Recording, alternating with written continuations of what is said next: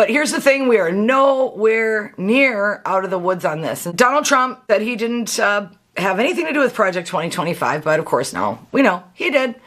And, you know, there was so much insane stuff in there. I think it was really hard for anybody opposed to this legislation to even keep up. But now that we are almost at the 1-year mark, some of the things that they've been doing in the background that haven't gotten as much notice are starting to come to the forefront. What I want to talk about first and foremost is Governor Walz. Governor Tim Walz, in my opinion, is someone who has been a broadcaster in the Twin Cities market for a long time and a local politics junkie. I don't believe Tim Walz is guilty of covering up any fraud. If there was fraud that happened on his watch and he was aware of it, I don't think Mr. Walz would stand for that kind of behavior. You know, I really don't. And I'm not going to get too much into that. Okay? If there was fraud, there was fraud. It sounds like there was. I don't think he was complicit in it or aided in covering it up in any way, shape, or form. All right. So then why would Trump accuse him of that? Well, you know, it might just sound like Trump being Trump because he's still bitter Betty about the election and that Tim Walz was a running mate of Kamala Harris, right? But that's not what I think. One of the things that was kind of slid in there in Project 2025, and something Trump discussed, not with his blue-collar donors, but with his very, very white oligarch-level donors, was this idea of freedom cities. Maybe you've heard of freedom cities. Maybe you're learning about it for the first time. I encourage everybody to Google this, put it on pause if you want, and go read about freedom cities right now.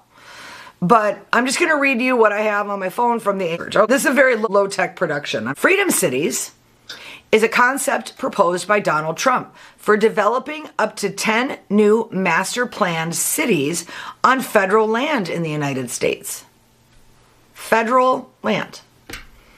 The proposal was introduced as part of his 2024 presidential campaign and involves holding a contest to award development rights to private entities. The vision for Freedom Cities combines goals of increasing housing supply, revitalizing American industry, and promoting a specific social and aesthetic value. What might those aesthetics be? Beige? The project, gold. Obviously gold. Gold's the answer.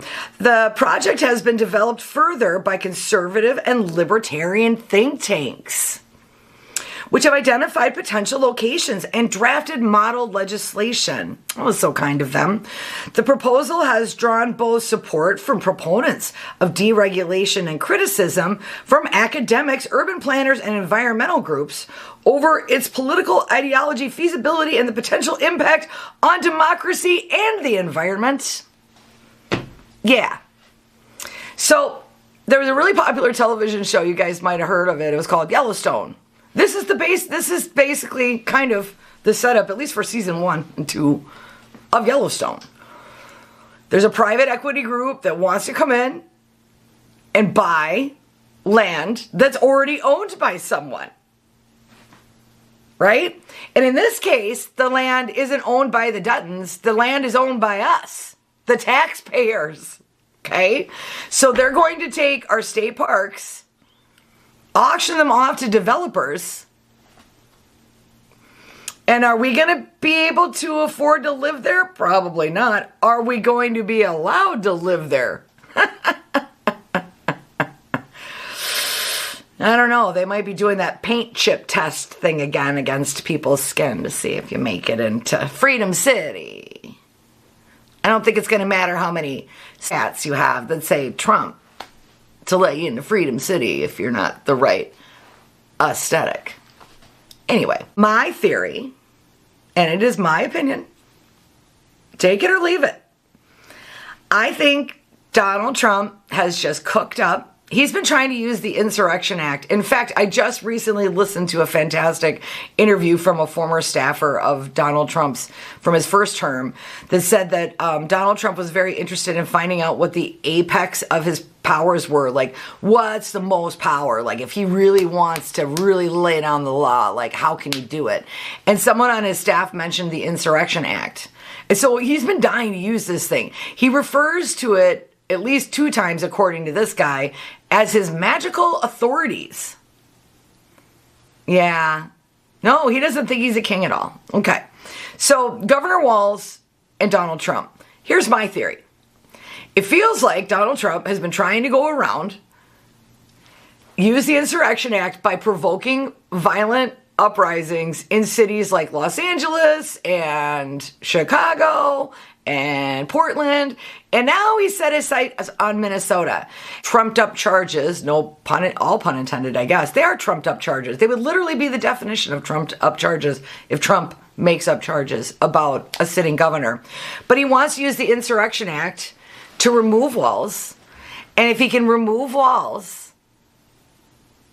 he can federalize temporarily. He thinks, he pulls the Insurrection Act, he can in some way get a hold of the governorship. I think he wants to federalize the entire state of Minnesota. Because if you'll notice, he didn't say that he wanted to declare an insurrection in the city of Minneapolis. He, Kristi Noem, all of them, they specifically say Minnesota.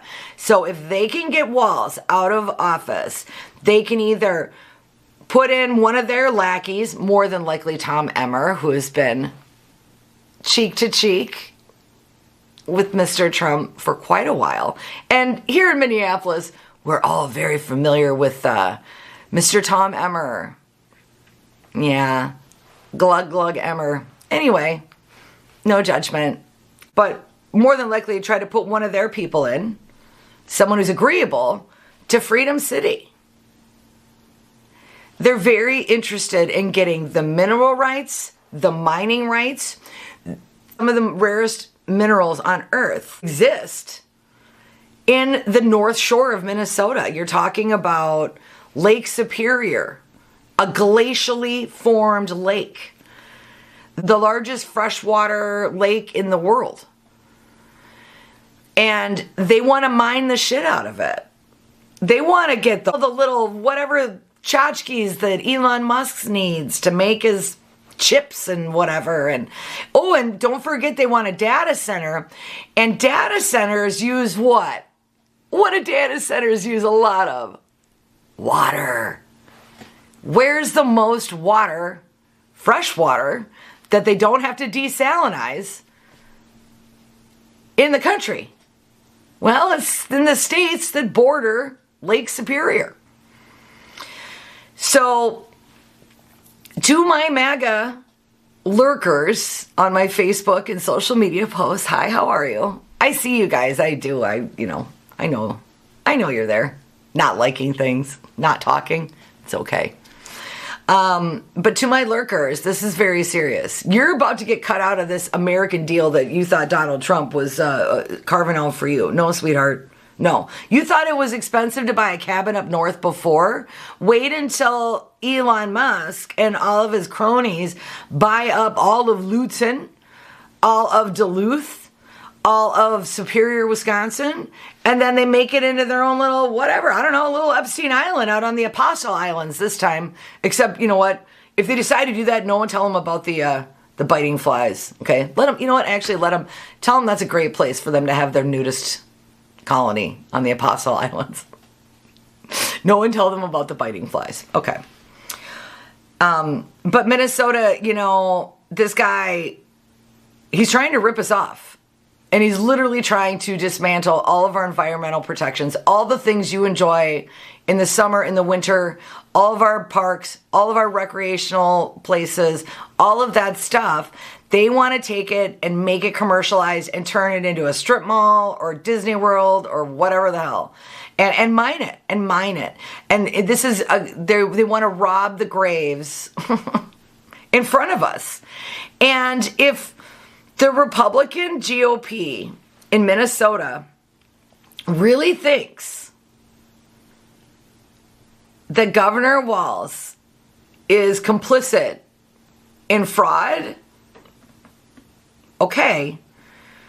But to go forward and suggest that you already know that he is, when we've seen none of the evidence, none of it, I don't know, guys.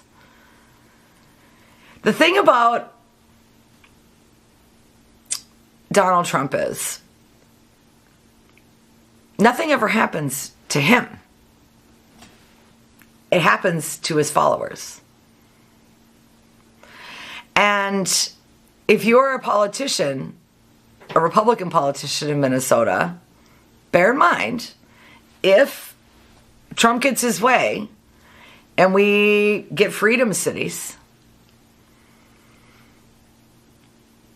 people will remember who you are in town for a very, very, very long time. And to my sportsmen and to my fishermen, this affects all kinds of land conservation agreements.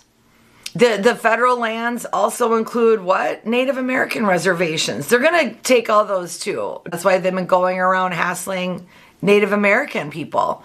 In fact, 4 Native American people were detained by ICE.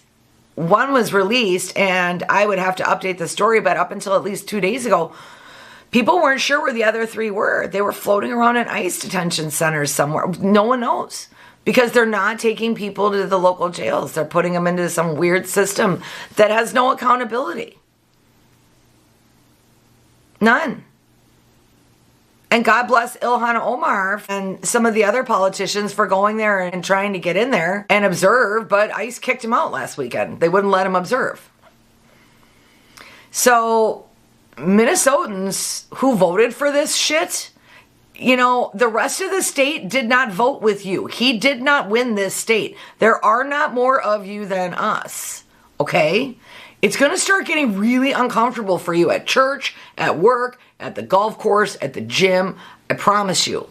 Because if this stuff starts rolling out, everybody knows the loudmouth in their town. Everybody knows the one who wouldn't shut up for the last 10 years, mocking everybody who didn't just mwah, mwah, mwah to Donald Trump. You're going to be real lonely at the bar, dude. Real lonely. I mean, I'm certainly not going to show you my tits. And I don't think any other girls are going to do it either. So let's keep our heads about us, but this is not over. We need to rally around Governor Walz. We need to build a bridge and get over it. And I'm sorry if you're still butthurt that you don't think that he handled COVID right. Well, you know what, smart guy? Okay. Then you run for governor, and then you show us all how easy it is. Okay? You do it. I wouldn't take that job.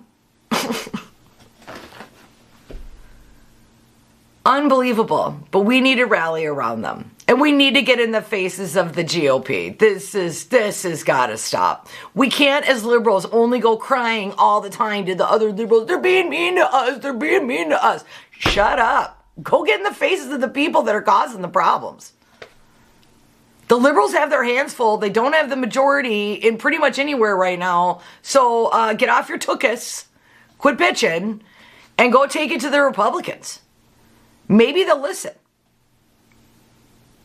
Maybe. Because I think this experience in Minnesota has actually opened some eyes, thank God, and cracked some of the brainwashing, but it ain't happening quick enough, especially not judging by Facebook. So let's push back on these freedom cities. Also, Monday is Martin Luther King Day, the observation of Martin Luther King, and it's also a great day to call your senators, your representatives, and give him a shout too. Well, from Minneapolis. Okay.